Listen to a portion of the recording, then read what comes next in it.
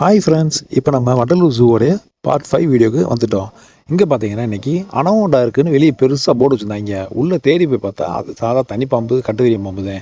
மலைப்பாம்பு வச்சு ஏமாற்றி விட்டாங்க. அதுக்கப்புறம் பார்த்தீங்கன்னா இங்கே 4-5 பாம்பு விதவிதமாக பிரித்து பிரித்து போட்டிருந்தாங்க. முதலையை பாருங்கள், கணவன்கிட்ட இருக்க வாயை திறந்து நாங்கள் போன நேரத்தில் அது வாடு படுத்து கிடக்கு, எதுவுமே விளையாடலை.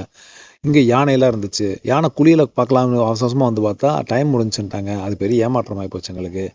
அதுக்கப்புறம் பார்த்தீங்கன்னா இங்கே நீர் யானை இருந்துச்சு. நீர் யானை பார்த்தீங்கன்னா அது பாடு சாப்பிட்டுட்டு இருந்துச்சு. போன தடவை நாங்கள் பார்க்கும்போது தண்ணி பழம் போட்டிருந்தாங்க.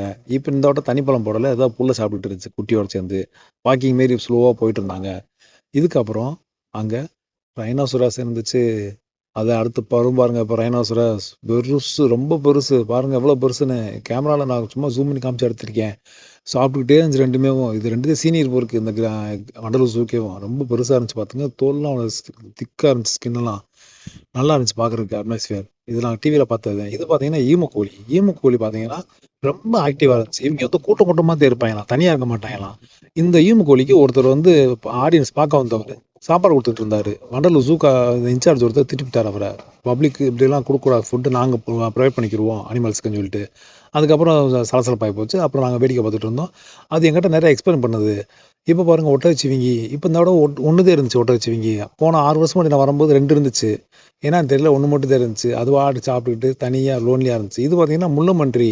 ஒன்று பார்த்தீங்கன்னா 10 கிலோ 15 கிலோ இருக்கும் இருக்கு. ரொம்ப அழகாக இருந்துச்சு. சில முள்ளமன்றி தோகை விரிச்செல்லாம் காமிச்சு முல்லை.